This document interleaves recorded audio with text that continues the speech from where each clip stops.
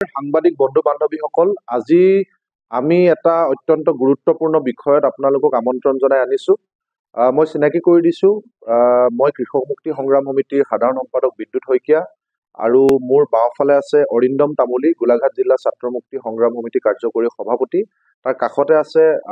মহেন্দ্ৰ বৰুৱা, কৃষক মুক্তি সংগ্ৰাম সমিতি ফৰকাটিং আঞ্চলিকৰ কাৰ্যকৰী সভাপতি, আৰু মোৰ সোঁফালে আছে অভিনৱ শইকীয়া, সভাপতি ফৰকাটিং আঞ্চলিক কৃষক মুক্তি সংগ্ৰাম সমিতিৰ। কথা হ'ল যে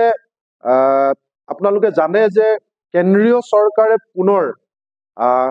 কিছু পৰিমাণে স্থিমিত হৈ যোৱা অসমীয়া মানুহৰ কা বিৰোধী সংগ্ৰামখন কৰোনা লকডাউন বা পৰিস্থিতিগত কাৰণত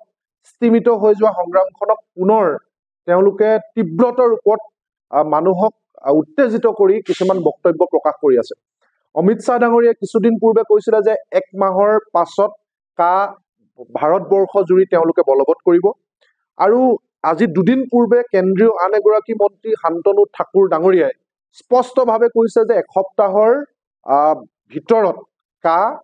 সমগ্ৰ ভাৰতবৰ্ষৰ প্ৰত্যেকখন ৰাজ্যত বলবৎ কৰিব। আৰু আমি ক্লিয়াৰলি কৈছো যে অসমীয়া মানুহে কোনো কাৰণত কা নামানে, আমি কেতিয়াও কা নামানো, আৰু কিয় নামানো এই কথা বতৰাবিলাক আমি পোনছাতে কৈছো, যে তথ্য সহকাৰে কৈছো যে অসমীয়া মানুহৰ ভাষা, সাহিত্য, সভ্যতা, সংস্কৃতি, অৰ্থনীতি, চাকৰি বাকৰি সকলো আমাৰ প্ৰভাৱ পৰিব, সকলো আমাৰ পৰা কাঢ়ি ল'ব। আৰু বিজেপি চৰকাৰে হিন্দু ৰাষ্ট্ৰ তৈয়াৰ কৰাৰ স্বাৰ্থত অসমীয়া জাতিক হিন্দুত্বৰ বেদীত বলি দিবলৈ ওলাইছে। এই কথাবোৰ অসমবাসী ৰাইজে ভালকৈ জানে। যিহেতু আমাৰ ৰক্ত ৰঞ্জিত ইতিহাসেৰে 5জন লোকৰ শ্বহীদী বৰণেৰে আমাৰ মানুহে কাৰাবাস খাটি সেই সময়ৰ কৃষক মুক্তি মুখ্য উপদেষ্টা অখিল গগৈ ডাঙৰীয়াক 2 বছৰৰ কাৰণে কাৰাগাৰত ৰাখিছিল। ধৈৰ্য কোঁৱৰ সেই সময়ৰ সাধাৰণ সম্পাদক, বিতু সোণোৱাল, মানস কোঁৱৰ, আমি নিজেও আৰু অসমৰ বিভিন্ন প্ৰান্তৰ জিলা, মহকুমা, আঞ্চলিকৰ বিষয়ববীয়াক জেলত ৰাখি তেওঁলোকে এই কা বলবৎ কৰিবলৈ তেওঁলোকে উদ্যত হৈছিলে। আৰু তাৰ পাছৰ পৰিস্থিতিখিনি আমি সকলোৱে জানো। কিন্তু এতিয়া পুনৰ তেওঁলোকে কৈছে যে তেওঁলোকে কা বলবৎ কৰিবৰ কোনো শক্তিয়ে বাধা দিব নোৱাৰে। সেই সময়ত আমি ইতিমধ্যে সংবাদ মাধ্যমৰ জৰিয়তে জনাইছো বা আমি প্ৰতিবাদ সাব্যস্ত কৰি জনাইছো যে আমাকো প্ৰতিহত কৰাৰ ক্ষেত্ৰত পৃথিৱীৰ কোনো শক্তিয়ে বাধা দিব নোৱাৰে। আমি 2015 চনৰ 7 ছেপ্টেম্বৰ যেতিয়া গেজেট নটিফিকেশ্যন ওলাইছিলে, সেই সময়ত কেৱল সেই দিনটোৰ পৰা আমি নিৰবিচ্ছিন্নভাৱে আন্দোলন চলাই আহিছো আৰু সেই হুংকাৰ আমি প্ৰদান কৰি আহিছো। কিন্তু তাৰ সমান্তৰালভাৱে আমি দেখিছো যে কা বলবৎ হ'বই বুলি কেন্দ্ৰীয় চৰকাৰে ঘোষণা কৰাৰ সময়তে পুৰণি গোচৰৰ ভিত্তিত অধিক তৎপৰতাৰে আৰক্ষী আৰু অসম চৰকাৰৰ পৃষ্ঠপোষকতাত আচলতে আমাৰ মানুহক কাৰাগাৰলৈ নিক্ষেপ কৰা প্ৰক্ৰিয়া আৰম্ভ হৈ গ'ল। যি সময়ত কা আন্দোলনৰ নেতৃত্বলৈ ছদ্মবেশী, দীপাংকৰ নাথ, প্ৰকাশ দাসৰ নিচিনা এছাম দালালে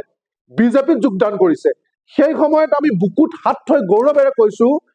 যোৱাকালি আমাৰ 6জনকৈ সতীৰ্থ, 6জনকৈ যোদ্ধা, আমাৰ কেন্দ্ৰীয় সমিতিৰ প্ৰচাৰ সম্পাদক পৃথ্বীৰাজ দলে, গুৱাহাটী মহানগৰ কৃষক মুক্তি সংগ্ৰাম সমিতিৰ 2গৰাকীকৈ সন্মানীয় সাধাৰণ সম্পাদক প্ৰদীপ নাৰ্জাৰী আৰু প্ৰভাত চেতিয়া, গুৱাহাটী মহানগৰ সমিতিৰ প্ৰাক্তন কাৰ্যকৰী সভাপতি হৰমুজ আলী আৰু 2গৰাকীকৈ সাধাৰণ সম্পাদক অভয় দে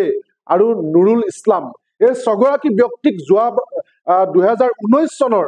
9 ফেব্ৰুৱাৰী তাৰিখৰ এটা গোচৰৰ ভিত্তিত যোৱাকালি কাৰাগাৰলৈ নিক্ষেপ কৰিছে। আমি তেখেতলোকক বীৰ যোদ্ধা হিচাপে অভিহিত কৰিছো। কাৰণ আপোনালোকে চাওক যে যি সময়ত দীপাংকৰ নাথৰ দৰে মানুহে, প্ৰকাশ দাসৰ দৰে মানুহে বাৰু একাংশ আৰু ছদ্মবেশীয়ে বিজেপিলৈ যাবলৈ ভৰি দাঙি আছে, ঠেং দাং খাই আছে, ভয় খাইছে, জেললৈ যোৱা ভয়, নিজৰ সা সুবিধাৰ কাৰণে মুখ বন্ধ কৰি চৰকাৰৰ পিছ দুৱাৰে দি মিতিৰলি কৰি ৰাখিছে। সেই সময়ত আমি কেৱল মুখেৰে কৈ থকা নাই, কৃষক মুক্তি সংগ্ৰাম সমিতিয়ে 6গৰাকীকৈ বীৰ যোদ্ধাই যোৱাকালি হাঁহি হাঁহি কাৰাগাৰলৈ তেওঁলোক গৈছে। তেওঁলোক নিৰ্যাতিত, কা আন্দোলনৰ একো-একোগৰাকী নিৰ্যাতিত। তেওঁলোকে ইচ্ছা কৰা হেঁতেন পুলিচৰ পৰা ধৰি আদালতলৈকে বহু সুযোগ আছিল তেওঁলোকে আপোচ কৰা, কম্প্ৰমাইজ কৰা, চাৰেণ্ডাৰ কৰা। কিন্তু কৃষক মুক্তিয়ে কেতিয়াও সেই নীতিক বিশ্বাস নকৰে। কৃষক মুক্তি কোনো সদস্যই কেতিয়াও কোনো কাৰণত কম্প্ৰমাইজ নকৰে। সেইকাৰণে তেওঁলোকে আমাৰ আদৰ্শক সাৰোগত কৰি হাঁহি হাঁহি যোৱাকালি তেওঁলোক কাৰাগাৰলৈ গৈছে, চেণ্ট্ৰেল জেললৈ তেওঁলোক গৈছে। গতিকে আমি এই বীৰ যোদ্ধাসকলক সন্মান জনাইছো আৰু বীৰ যোদ্ধাসকলৰ আদৰ্শ, এই 6গৰাকীকৈ বীৰ আমাৰ যোদ্ধাৰ আদৰ্শৰে অনুপ্ৰাণিত হৈ আমি পুনৰ কা আন্দোলন কৰিবৰ কাৰণে আগবাঢ়িছো। আমি অসমবাসী ৰাইজক অনুৰোধ জনাইছো, আহ্বান জনাইছো, বিজেপিয়ে যিখন জাল পেলাইছে যে সামগ্ৰিকভাৱে কাৰোবাক ভয় ভাবুকি কাৰোবাক প্ৰলোভনেৰে নিজৰ ফাললৈ নি কাৰোবাক মুখ বন্ধ কৰি ৰাখি অসমীয়া জাতিটোক যে এটা মানে পৰিৱেশ সৃষ্টি কৰি দিছে যে কি হ'ব হা হুমনিয়া কাহিবলৈ বিচাৰিছে একাংশ মানুহে যে আন্দোলনৰ স্থিমিত হৈ গ'ল নেকি অসমীয়া জাতি আৰু নাবাচিব নেকি সেইসকল অসমীয়া ৰাইজক আমি সাহসেৰে কৈছো যে আমি কেতিয়াও কম্প্ৰমাইজ কৰা নাই কোনো কাৰণত নকৰো আমাৰ মৃত্যুৱে শ্ৰেষ্ঠ আমি কম্প্ৰমাইজ নকৰো ছজন মানুহক জেলত দিছে 2019 চনৰ অভিসন্ধিমূলক চৰকাৰৰ নিৰ্দেশ মতে আৰক্ষীয়ে তৰা এটা গোচৰৰ ভিত্তিত সেই গণতান্ত্ৰিকভাৱে তেওঁলোকে প্ৰতিবাদ কৰিছিল আজি বাতৰি কাকতত প্ৰকাশ পাইছে যে জাপানৰ প্ৰধানমন্ত্ৰী আহাৰ বিৰোধিতাৰে প্ৰতিবাদ কৰিছিল আসলতে সেই কথাটো সম্পূৰ্ণ সত্য নহয় কাৰণ 2019 চনৰ 9 ফেব্ৰুৱাৰী তাৰিখে দেশৰ প্ৰধানমন্ত্ৰী নৰেন্দ্ৰ মোদী ডাঙৰীয়া তেখেত উত্তৰ গুৱাহাটীৰ এখন জনসভাত অংশগ্ৰহণ কৰিবলৈ আহিছিল তেখেত আগদিনাখনে আহি সাৰ্কিট হাউচত আছিলে সাৰ্কিট হাউচৰ পৰা তেওঁ উত্তৰ গুৱাহাটীলৈ যোৱাৰ পথত প্ৰতিবাদৰ কথা আছিলে তাৰ পিছত তেওঁলোকে সেই ধৰণে আসলতে তীব্ৰ প্ৰতিবাদ সাব্যস্ত কৰিছিলে আৰু সেই প্ৰতিবাদস্থলীৰ পৰা আমাৰ এই ছজন সতীৰ্থক তেওঁলোকে উঠাই নিছিলে আৰু তেওঁলোকক সেই দিনটোতে গোচৰ ৰুজু কৰা হৈছিলে অভিসন্ধিমূলক গোচৰ কা নামানো বুলি তেওঁলোকে কৈছিল আৰু চিৰদিনৰ কাৰণে তেওঁলোকে ক'ব কা নামানে আৰু আমি কম কা নামানে এইটো সাংগঠনিক ষ্টেণ্ড আছিলে গতিকে কা বিৰোধিতা কৰি জেললৈ গৈছে আৰু যাব আমি কালি তেওঁলোকক খবৰ লৈছো তেওঁলোকৰ পৰিয়ালৰ মানুহে আমাক জনাইছে আমাৰ কোনো আফসোস নাই জাতিৰ কাৰণে জেলত গৈছে বছৰ বছৰ দিন জেলত যাব প্ৰয়োজন হলে জেলত মৃত্যুবৰণ কৰিবৰ কাৰণে সাজু আছে কোনো কাৰণত তেওঁলোকে কম্প্ৰমাইজ নকৰে সেয়া হৈছে কৃষক মুক্তি সংগ্ৰাম সমিতিৰ আদৰ্শ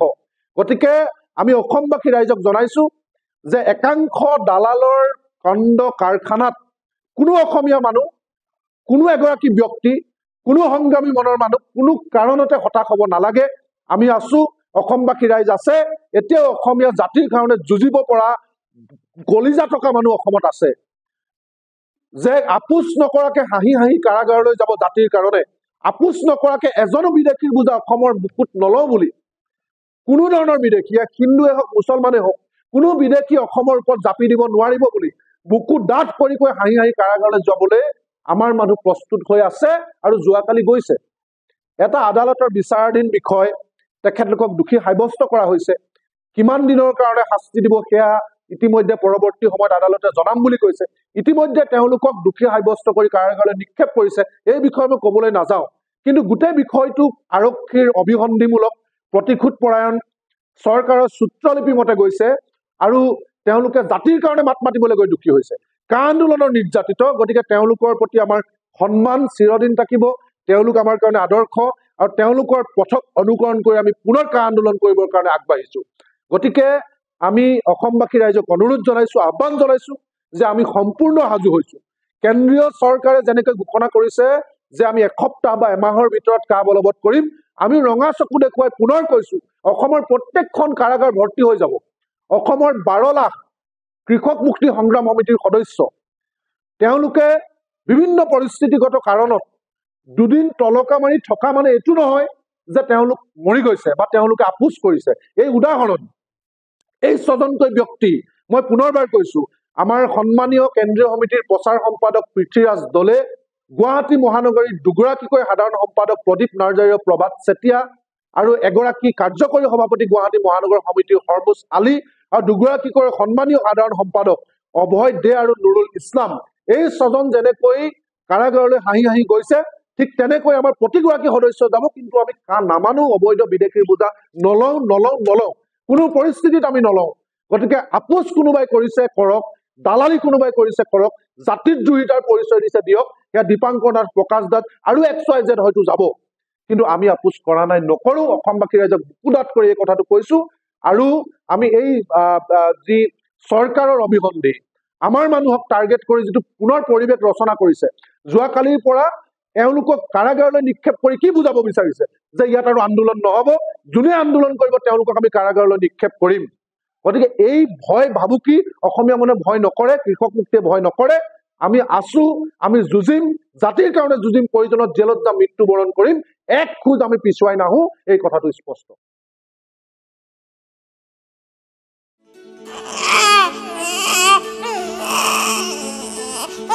অভিনন্দন আপোনাৰ এজনী ছোৱালী জন্ম হৈছে